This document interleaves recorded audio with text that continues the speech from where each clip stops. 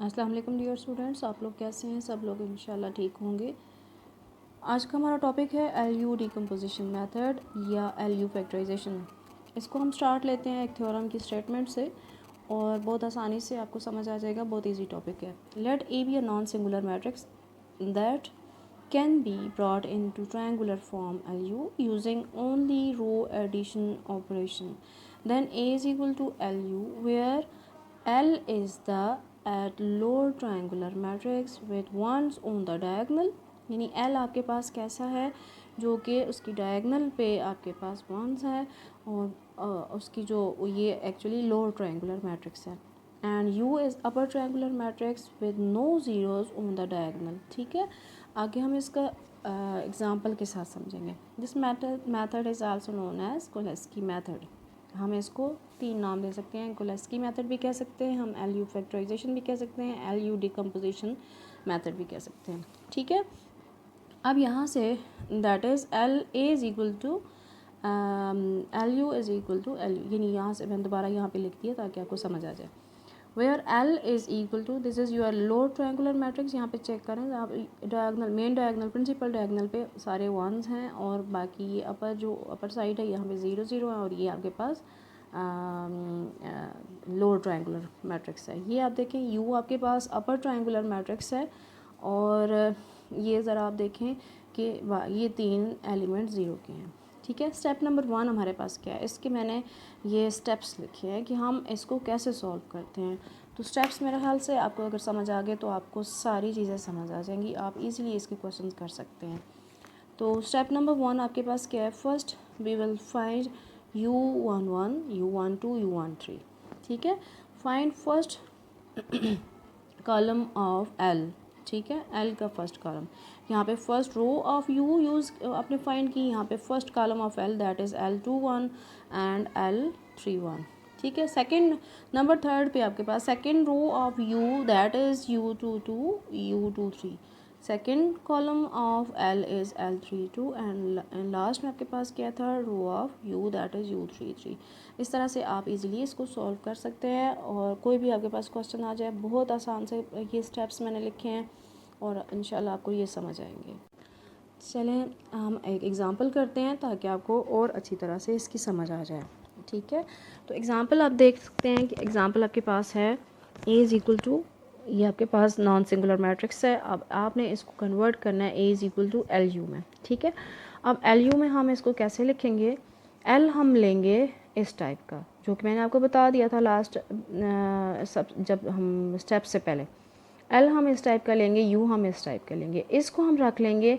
ये जो आपके पास ए मैट्रिक्स है हम इसको एल इंटू यू में रख लेंगे। ठीक है, अब इन दोनों को सिंपली आपने मल्टीप्लाई करना है। आपको मल्टीप्लिकेशन आती है, मैट्रिक्स मल्टीप्लिकेशन आप कर लें। मल्टीप्लिकेशन मैंने ये की है, आप यहाँ से स्क्रीनशॉट्स भी ले सकते हैं और आसानी से इसको सॉल्व भी कर सकते हैं। ठीक है, ये मैंने सारी मल्टीप्लिकेशन ये सॉल्व की है, ये आप देखें तो ये आपके पास लास्ट आ जाएगी क्या, मल्टीप्लिकेशन के बाद ये आंसर आ जाएगा। ज़रा आप चेक करें कि दरमियान में साइन चूँकि इक्वलिटी का है तो हम जब कोई से दो मैट्रिक्स इक्वल होते हैं, इक्वलिटी का साइन होता है तो कोरिस्पॉन्डिंग एलिमेंट्स इक्वल होते हैं।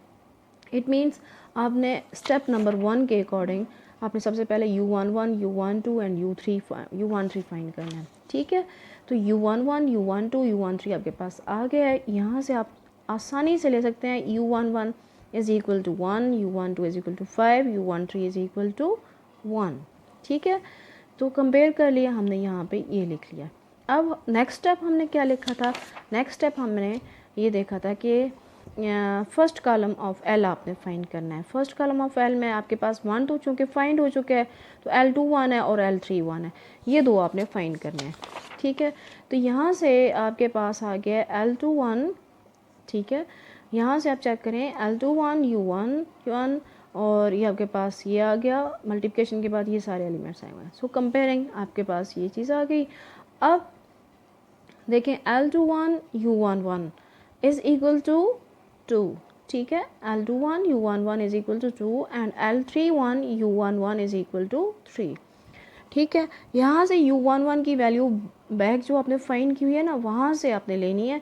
ये देखिए मैंने पुट की ये वैल्यू मैंने यहाँ से पुट की इधर से, तो आपके पास L21 क्या आ गया 2, और U11 की वैल्यू फिर 1 पुट की तो मेरे पास L31 क्या आ गया 3।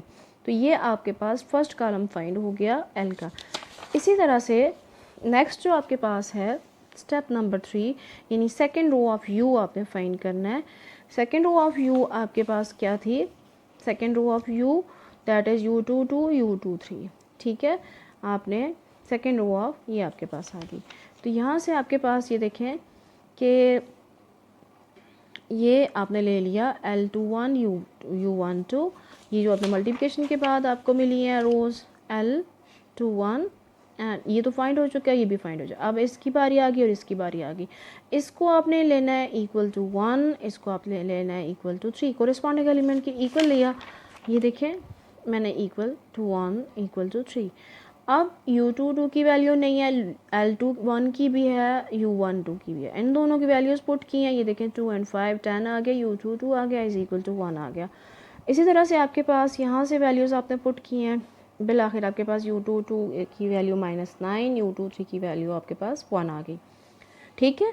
यहाँ से फिर क्या आपके पास आ गया L31 U12, ये नेक्स्ट स्टेप आपके पास आ गया। कौन सा, L32 आपने फाइंड करना है, ठीक। तो L32 आपके पास कहाँ से आएगा, ये देखें आपने ये फाइंड कर लिया, ये फाइंड कर लिया, लास्ट में आपके पास ये रह गया, ठीक है, ये और ये। अब इनको हमने फाइंड करने की कोशिश करनी है। L31 U12 plus L32 U22 is equal to 1।